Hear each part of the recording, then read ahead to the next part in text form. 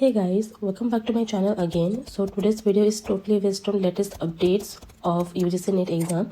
जैसे कि आप लोगों को पता है कि अभी इसकी एप्लीकेशन फॉर्म्स की सारी प्रोसेस कंप्लीट हो चुका है, जिसकी 17 जनवरी लास्ट डेट था। और अब अगर वेटिंग है तो वो एग्जाम की है और उससे पहले एडमिट कार्ड प्रोवाइड की है। तो एडमिट कार्ड प्रोवाइडेशन के बारे में अगर बताएं तो एग्जाम के ठीक 4 डेज और 5 डेज के पहले ही आ जाएगा। अदरवाइज अगर ज़्यादा से ज़्यादा 1 वीक के अंदर अंदर ही वो प्रोवाइड हो जाएगा। ठीक है। और एग्जाम डेट जैसे कि आपके यहाँ पे मेंशन है 21 फरवरी 2023 से लेके 10 मार्च तक होगा। ठीक है।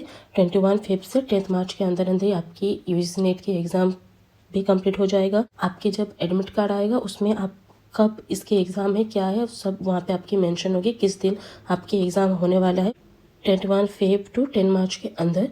सो don't worry about it at all.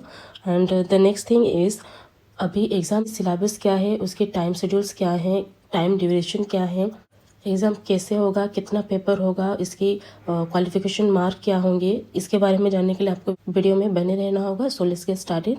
उससे पहले मैं बता दूं यहाँ पे वेबसाइट के लिंक्स भी अवेलेबल हैं। अगर आप चेकआउट करना चाहते हैं तो उस लिंक पे आप क्लिक करके सारे अपडेट्स चेकआउट कर सकते हो। ओके, सो चलो सिलेबस और एग्ज़ाम पैटर्न के बारे में डिस्कस कर लेते हैं।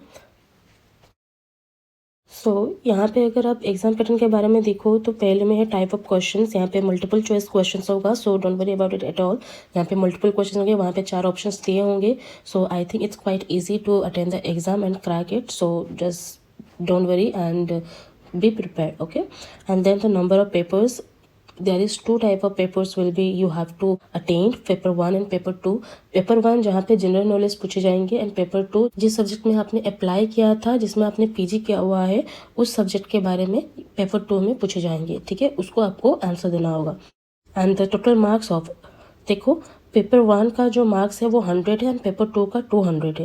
एंड नंबर ऑफ क्वेश्चंस अगर देखो तो पेपर 1 में 50 क्वेश्चंस है एंड पेपर 2 में 100 क्वेश्चंस है। तो टोटल क्या हो गया, टोटल नंबर ऑफ मार्क 300 है and total number of questions 150 है।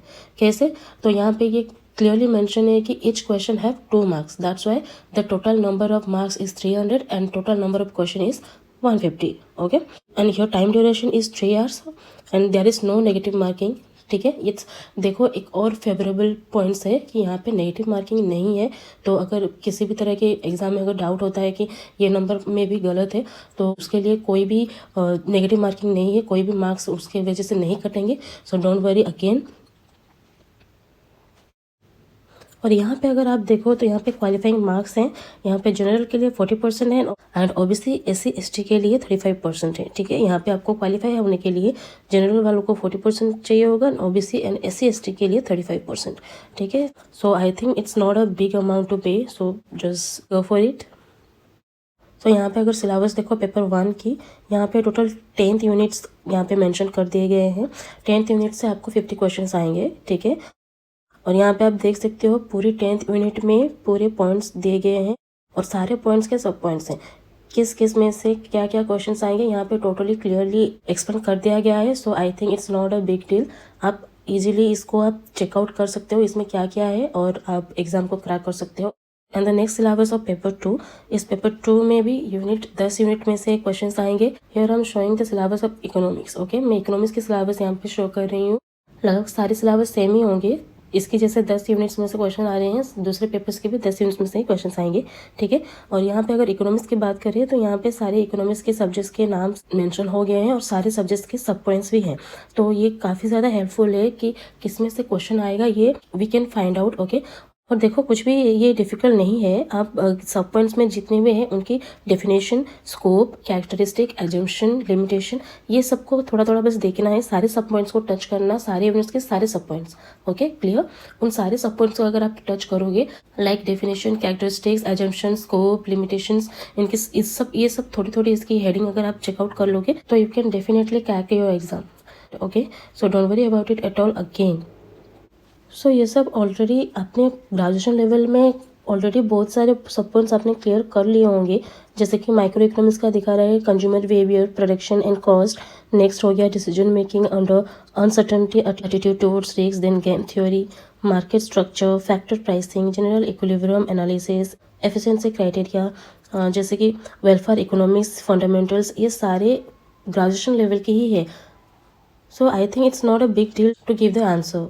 राइट।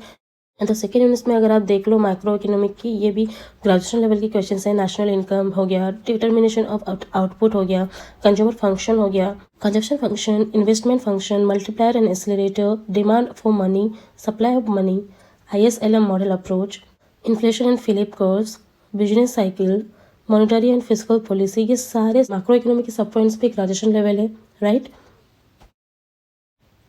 और अगर आप देखो अभी यूनिट 3 स्टैटिस्टिक एंड इकोनोमेट्रिक्स, तो यहाँ पे देखो प्रोबेबिलिटी थ्योरी जो कि ग्रेजुएशन लेवल है already, descriptive statistics, sampling method, statistical inferences, linear regression, identification problem, time series analysis, graduation level के भी यहाँ पे ज़्यादा से ज़्यादा क्वेश्चन हैं in comparison to MA level, right. अब यूनिट 4 में जो मैथमेटिकल इकोनॉमिक्स है, ये अगर आपकी PG कंटिन्यू है या फिर अभी अभी कंप्लीट हुआ है, आप उसमें ये इसको कवर अप किए होंगे, राइट। यूनिट 5 में हो गया इंटरनेशनल इकोनॉमिक्स, जिसको ग्रेजुएशन लेवल में हमने पढ़ा हुआ, और PG लेवल में इंटरनेशनल इकोनॉमिक्स के ऊपर अगेन ये एक चैप्टर होता है जो कि रिवीजन हो जाता है, राइट। ग्रेजुएशन लेवल में ऑलरेडी पढ़ा है और PG लेवल में अगेन उसको पढ़ रहे हो तो रिवीजन हो जाता है। सो इसके भी सब पॉइंट्स जो है आपके लिए ईजी हो जाएंगे टू कंप्लीट। और international economics is a very lovely subject. And then the public economics, public economics के साथ भी यही सेम है, ग्रेजुएशन लेवल में आपने पढ़ा हुआ होगा, एंड PG लेवल में ये अगेन इस चैप्टर को इन्होंने ऐड कर दिया है, तो आपके लिए ये ऑलरेडी रिवीजन है। Here market failure, regulation market, public revenue, public expenditure, public डेब्ट, पब्लिक बजट, फिस्कल पॉलिसी, ये सब अपने आप में एक एक्सप्लेनेशन है, करेक्ट। तो अगर हेडिंग पढ़ रहे हो तो ऑटोमेटिक कुछ ना कुछ आपको रिमाइंड हो जाएगा, ऐसा इसका हेडिंग है और ये टॉपिक ही ऐसा है, public economics, very easy subject. यहाँ पे मनी एंड बैंकिंग की भी एक यूनिट है, ये भी ग्रेजुएशन लेवल की ही है और PG में अगेन इसको ऐड किया गया है, आपके अगेन रिवीजन है। इसके सब पॉइंट्स ऑल्सो वेरी इजी। इसके सब पॉइंट्स में components of money supply, central bank, commercial bank, instrument and working of monetary policy, non banking financial institutions, capital market and regulation, ये सारे ऑलरेडी आपने ग्रेजुएशन लेवल में पढ़ लिया है और उसको PG में आप इसको अगेन रिवीजन कर रहे हो, अगेन इसको रिपीट किया गया है, मनी एंड बैंकिंग को ऐड किया गया है। And then growth and development economics हो गया। Definitely growth and development economics मतलब कंट्री की इकोनॉमिक्स को डेवलप होने में क्या क्या हेल्पफुल होता है, अगर डेवलप होना हो तो इंटरनेशनल ट्रेड किस तरह से हेल्पफुल होता है, ठीक है। ये सारे यहाँ पे आपको एक्सप्लेन करना होगा। इसके सब पॉइंट्स में भी अगर आप देखो तो economic growth, theory of economic development, इसमें कौन कौन से इकोनॉमिस्ट अपना पॉइंट ऑफ व्यूज दिए थे और क्या दिए थे, then models of economic growth, then technical progress, ये सारे पॉइंट्स पे ग्रेजुएशन लेवल है।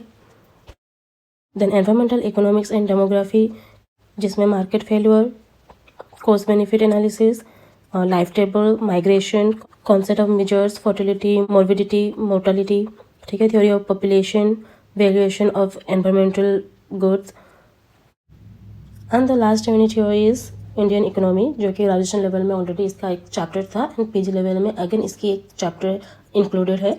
तो इसके सब पॉइंट्स जैसे कि है economic growth in India, agriculture, industry, right, urban development, rural development, foreign trade, infrastructure, reforms of land labour,